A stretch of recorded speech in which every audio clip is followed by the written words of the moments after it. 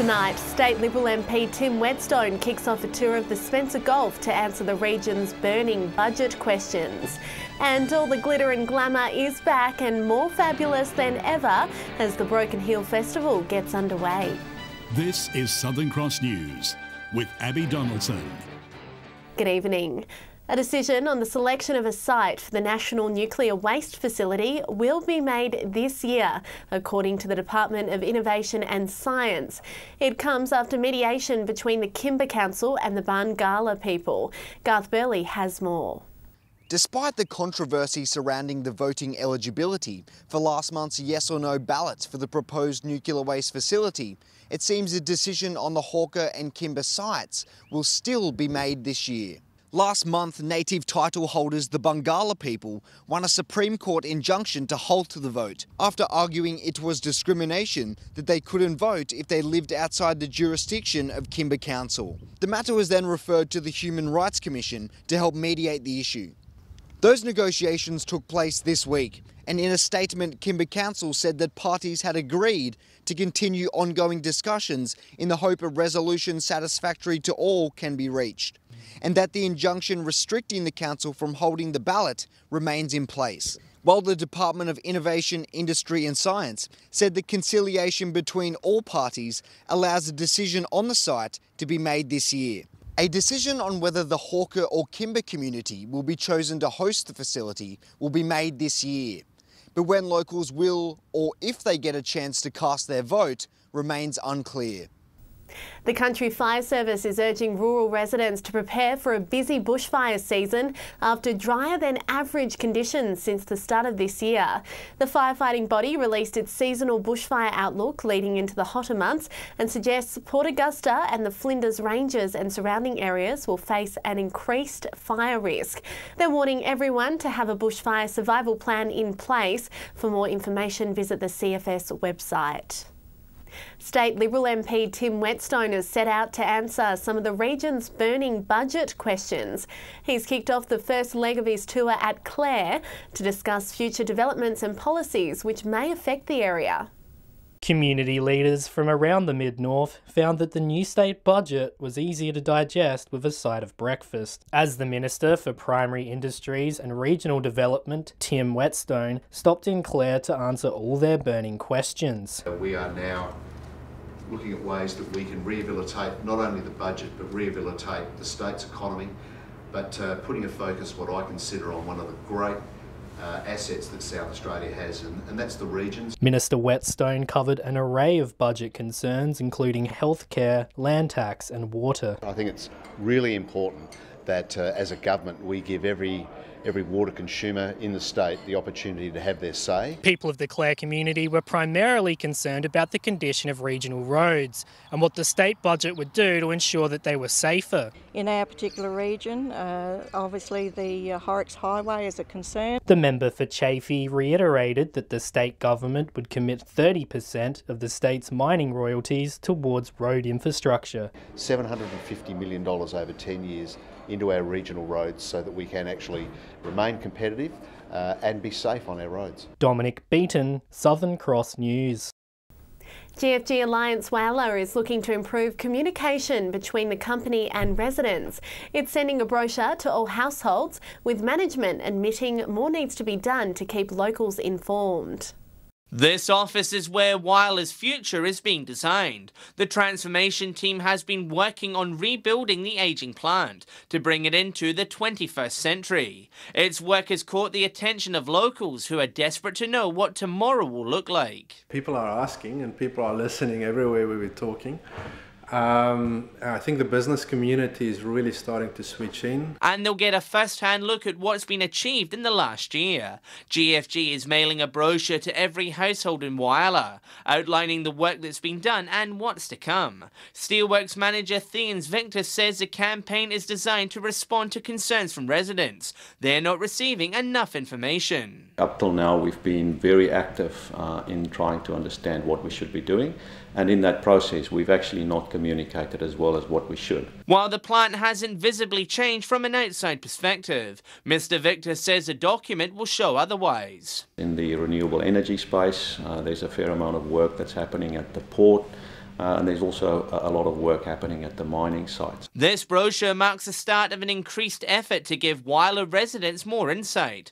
Mr. Victor says with the ideas closer to becoming reality, residents are entitled to be kept in the loop. We're going to transform the business, and it's actually the right time now to make sure that we step up the communication. John Hunt, Southern Cross News.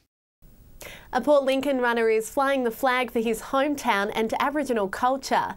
Otis Carter will compete in this year's New York Marathon and credits running for helping him turn his life around.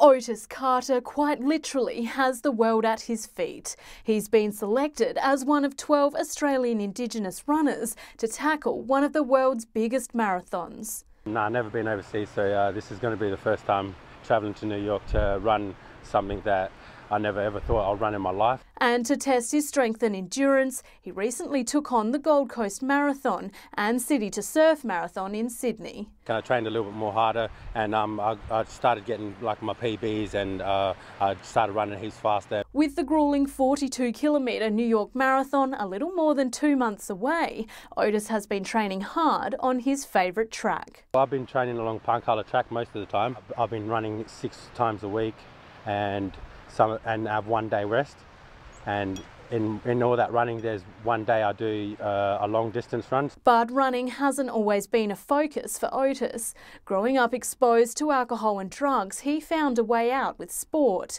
A talented footballer, Otis turned to running 2 years ago to improve his fitness. I moved over here to Port Lincoln and I started playing football and basketball, and I found that I found the love for running that helped me with my mental health and keep me on track and make me get something good out of life. And that's allowed him to become a positive role model in the community. Definitely made me feel better, it made me feel stronger. Just realising how strong our spirit is, and you know what we put our mind to, we can accomplish. Casey Trelaw, Southern Cross News. Good luck, Otis. Still to come tonight, Lego lovers learn more about the nation's capital as a new exhibition comes to Port Augusta. And the glittering glamour is back and more fabulous than ever as the Broken Hill Festival gets underway. Welcome back. Well, family, tradition and change is the focus of a comedy drama play coming to Whyalla tomorrow night. An all-Aboriginal cast will perform the Nathan Maynard play called The Season. It's about a Tasmanian Palawa family who get together every year for a traditional hunting event where they learn to bury hatches and make new connections.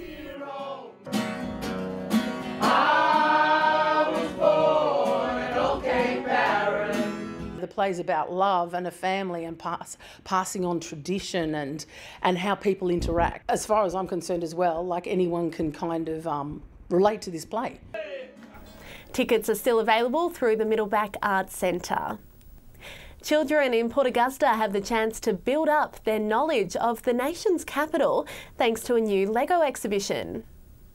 It can be a confusing and chaotic place, Canberra, even for adults. So this new exhibition hopes to teach local kids more about the nation's capital through some colourful building blocks. Lego's a fun tool and we all can relate to it.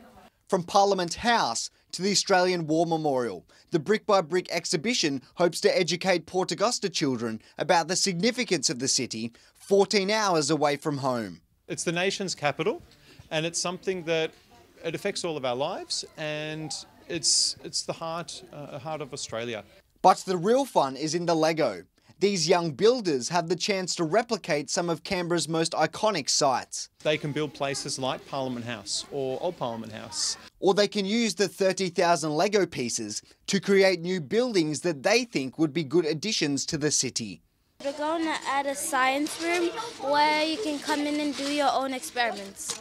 We are making a place that the older kids can just relax and meet their friends. You never know, one day we might need some of these places as well. So it's good that kids can think about what role the capital plays for them.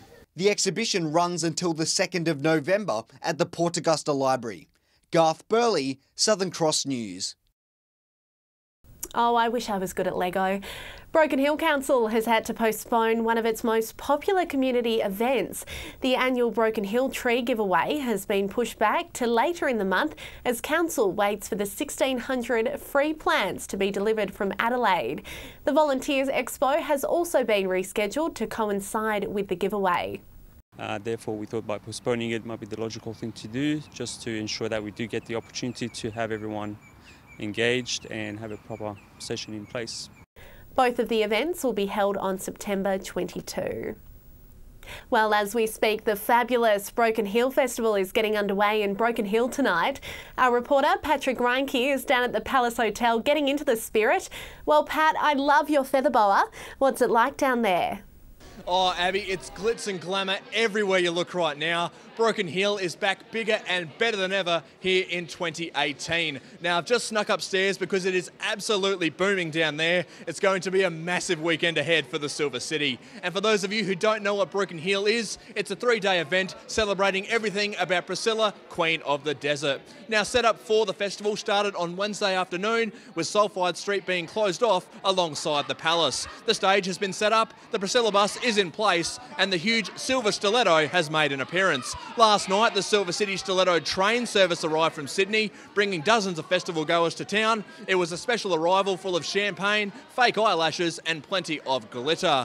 Well over 1,000 people are expected to fill the Palace across the next few days and nights. You have singing sensation Christine Arnoux headlining, along with dozens of other performers. I caught up with organiser Esther La Rivera to see how everything is shaping up. So there'll be plenty of your classic sort of drag shows, as well as people like Christine Arnoux coming to, live music and singing, DJs. We've got lots of outdoor bar areas. It's going to shaping up to be an awesome weekend. Now, Abby, the Palace will have extended trading hours across the weekend, so expect more than a few sore heads over the coming days. There's more fun on tomorrow with the dazzling street parade starting at 1 o'clock before a big night here at Saturday night, and it finishes up on Sunday with a session out at Silverton before a bit more entertainment here at the Palace. So, Abby, you can't buy tickets online right now, but you can still buy them at the door. This is an event you do not want to miss. And I'm joined here now by Filmer Box, who is one of the many talented performers on show tonight and tomorrow night. Filmer, how are you going? I'm having the most wonderful time, thank you, Patrick. What a great night we've had so far. We've welcomed the Silver City Stiletto all the way from Sydney, and we've opened the festival here at our preview night at the Palace Hotel with my beautiful Broken Hill sisters. It's not too late, Abby, to get yourself a frock, pop it on and come on down to the Palace Hotel and join Patrick and I for a fabulous event. Back to you, Abby. Oh, Filmer, I wouldn't miss it for the world, darling. Stay with us after the break. We'll have footy tips. And in the weather, we could see some showers early next week. I'll have all the local weather details up soon. Welcome back. Well, there's still some footy action happening around the EP. Here's the tips for the weekend.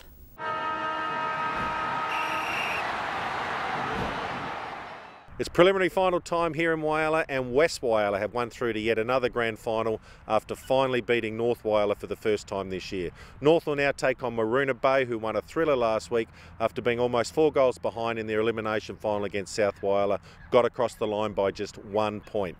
Bays are going to like their chances this weekend. They have beaten North once this year and have been fairly competitive in their other matches, so they'll really give themselves a big shot. But North didn't finish equal top by fluke. They're a pretty good team. They've got great players who play very well in finals, and they deserve to be favourites. Welcome to Portland Footy Tips and the second week of finals. This week we got first Marble Range taking on Waybacks, who finished second.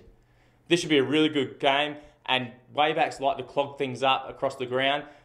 Marble Range like to be a little bit more free-flowing. Dependent on weather, it will be dependent on who wins this one, but I think Marble Range has just had the edge all season. I'm tipping Marble Range to win this one in a nail-biter. Marble Range by 2 goals.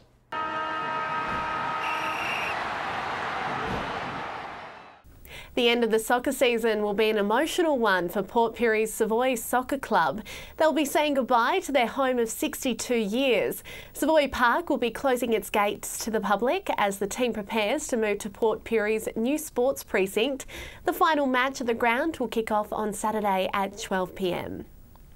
Meantime, here's what's happening in Whyalla soccer this weekend. Welcome to round 19 of Whyalla Soccer. On Saturday we have Steele taking on Croatia at McGill Park. Must-win game for Croatia to stay in touch with Lions at the top of the league. I'm going to tip Croatia there.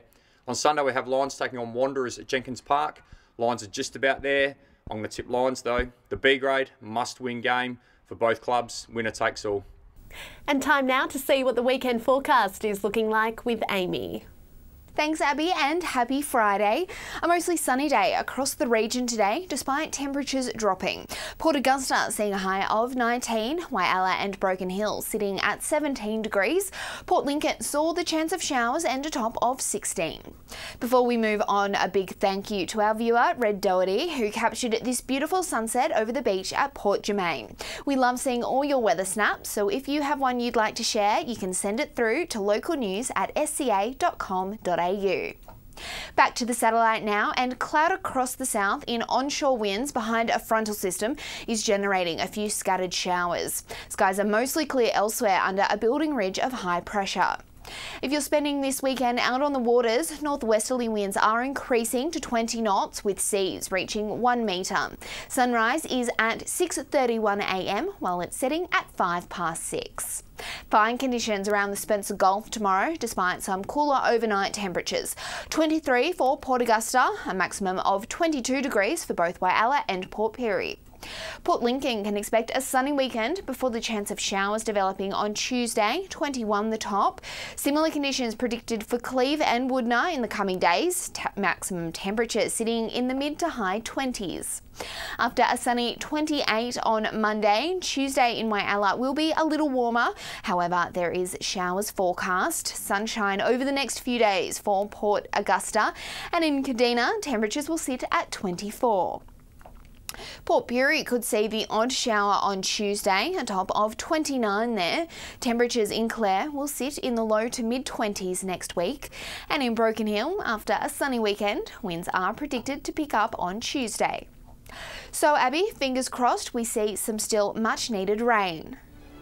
And that's all from the team this Friday. Thanks for your company. Have a great weekend, and I'll see you Monday.